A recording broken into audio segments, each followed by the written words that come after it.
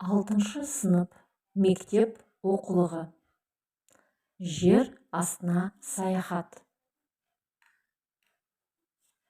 1957 жылы Ақжан Машановтың «Жер астына саяхат» атты ғылыми-фантастикалық кітабы жарық көрді.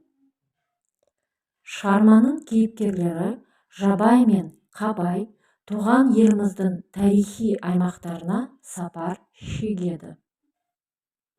Жерасты қойнауындағы сыры әлі ашыла қоймаған еліміздің тарихы осы шығарманың тууына себеп болды. Олар жерасты әлеміне қызығушылық танытады.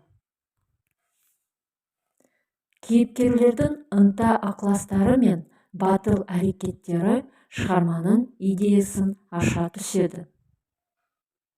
Бұл еңбекте күн жүйесінің пайда болу тарихы, жер шарындағы тіршілік туралы көріністер тартымды суреттеледі.